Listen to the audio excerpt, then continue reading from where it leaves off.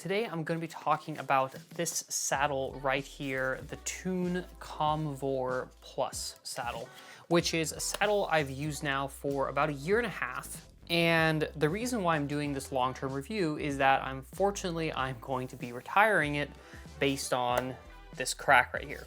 And you might be thinking, okay, why is this guy doing a long-term review of a broken saddle? I want to say I still might recommend this saddle for certain people. Probably not for the way I used it, but I do think this still is a good saddle, and I'm going to give you my thoughts on what I liked about it, what I didn't like about it, and whether I still recommend it today. So let's get into the Tune Komm-Vor Plus saddle. So why did I buy this saddle in the first place? Well, this saddle went on my Santa Cruz Highball weight weenie project. Essentially, it's a cross-country hardtail mountain bike that I've been trying to get down to under 20 pounds, and I wanted to go full weight weenie, so I bought this saddle. Now, this is essentially, I believe, the actual lightest saddle that Tune makes. They have two other models that I could have chosen. So they have the regular Komm-Vor, not the Komm-Vor Plus, which is a little bit heavier, and then they have the Speed Needle. Now, the Speed Needle has a lot of reviews. A lot of people say it's great. A lot of people use it for marathon, cross-country bike stuff. So it's been proven in the mountain bike world. I was not so smart, and I went with the one that Tune says is not meant for mountain bikes. Now, they say it can be used for gravel bikes, and that bike is essentially a gravel bike at the end of the day, right? Yes, it has suspension, but it's got a rigid seat post. I'm not riding it on super gnarly stuff. And so I contacted Fairwheel Bikes. They are the retailer in the US for Tune, or one of them. And I talked to the guy, and they're like, yeah, people use them on mountain bikes, on cross-country bikes just fine. And so I was like, okay, you know what, I'll give it a shot. This lasted a year and a half, and I probably crashed on it 5, if not more times. Ah, damn it, I had it. And it broke on the last crash. And unfortunately, I wasn't riding the bike. A friend of mine was borrowing it, which makes it a little bit more annoying. But it took 5 crashes to break this thing. A weight weenie product like this isn't meant to be super durable, right? If they last a long time, that's great. But you're buying it because it's light, not because it's cheap, not because it's durable, right? Most of the time. You're buying it because you want something that's super light, super high performance, even at the cost of some durability. So some of you might be thinking, I would never buy a saddle that light. That's great. You shouldn't if you don't want to save every gram.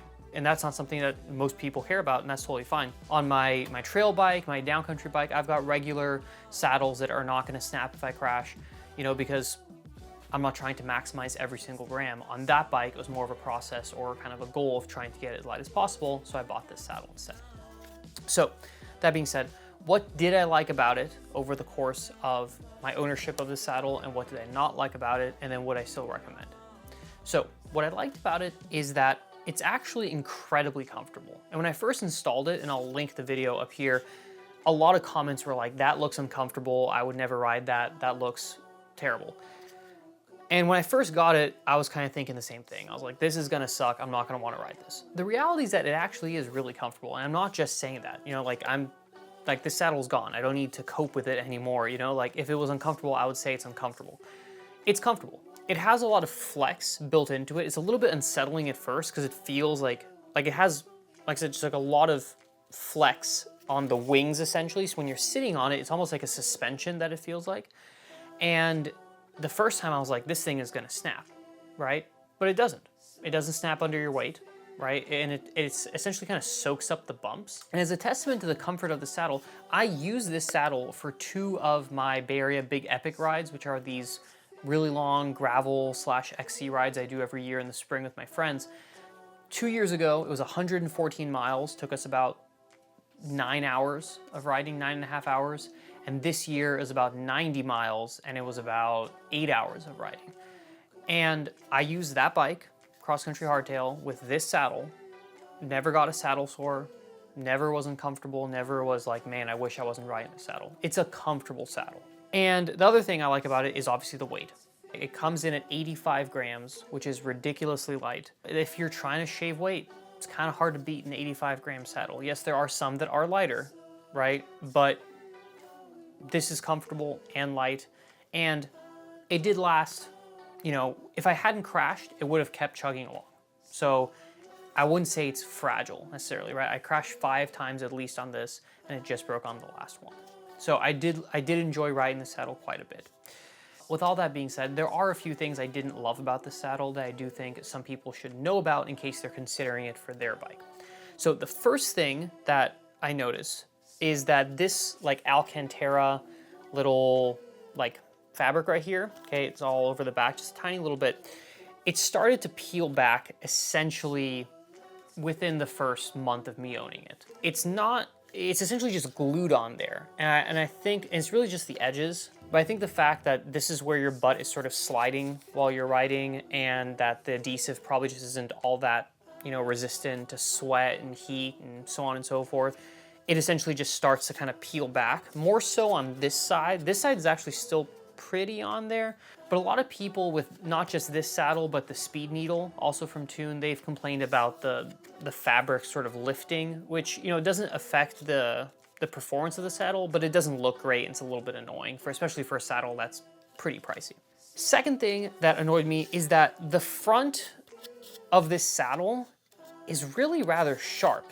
Now, I'm not like cutting myself on it, but if you kind of jam this into your leg, if you like, you know, go down a feature kind of weird, or if you throw your leg over it without thinking, again, it doesn't cut you, but it hurts. Just the tip of it for whatever reason. I don't know if they could have rounded it more a little bit or something. I know they were trying to make it as light as possible, but it definitely is a little sharp here at the front. It's just something to keep in mind. Not a deal breaker, but a little bit annoying. At the end of the day, I still did really, really enjoy using this saddle. Would I buy another one? Yeah, I would. Actually, I didn't. I wanted to try something different, so I bought a different lightweight carbon saddle. Hopefully that one's maybe a little bit more resistant to crashes, because that one is by the manufacturer specified for mountain bike usage. But on a gravel bike, this would be an incredible saddle. Like I said, super comfortable, for me at least. Everyone's a little bit different with their sit bones and you know, how they sit on saddles. For me, this was comfortable. So it might not work for you, but I don't think it's the saddle's fault necessarily. Everyone's just a little bit different. For me, it worked great. On a gravel bike, on a road bike, 100% I would buy this again. I do think, kind of to add on to things I don't like, I do think the price has gone up recently, which makes it a little bit less of a good buy. When I bought it, I don't remember off the top of my head, I believe I paid about 207 euros or something, so which at the time was like $220, which, you know, is not cheap for a saddle, but for a weight weenie saddle, that's not terrible. Now I think it's selling for 250 euros, so about $275, and that's if you order it from Europe, so you gotta pay shipping. US retailers, Fairwheel still has it at 240, but they're out of stock, and so I don't know if they haven't updated the price. Most retailers I'm finding in the US have it at $350. At $350, I don't know if I would buy it, right? There's a lot of great saddles in the like $180 to $240 range, especially if you buy direct from Europe. There's a lot of really high-end carbon from Europe.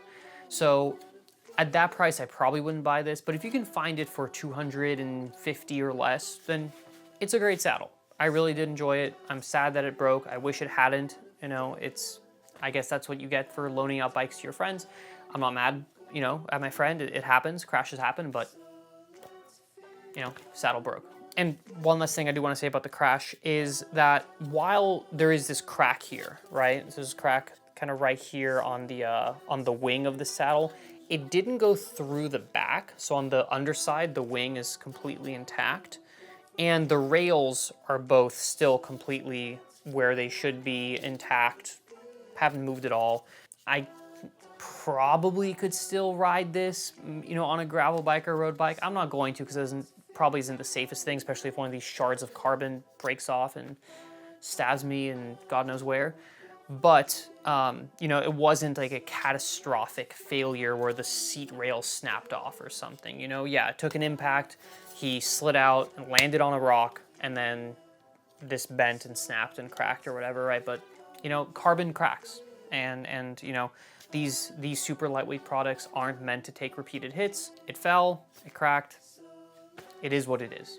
So, anyways, now that I'm retiring this to the mountain bike wall of shame where I have all my other broken parts, I wanted to give a little bit of an update on whether or not I enjoyed riding the saddle. I would say yes, Would I buy it? Would I recommend you buy it? That's up to you. I think if you're looking for a very comfortable saddle, as long as this sort of shape works for you, if this sort of shape works for you, I would recommend this. It's a great saddle. Like I said, for a gravel bike, 100%. For a road bike, it'd be great. I probably wouldn't use it on an XC mountain bike just because, like I said, crashes do happen, and Tune does not say this is meant for cross-country mountain bikes. I took a chance, worked out for a year and a half until it didn't work out, but that's life. Thank you guys for watching. If you have any questions about this saddle, if you have any experience with this saddle, let me know in the comments down below. I'd love to hear about it. Thank you again. I'll catch you in the next video. See you later.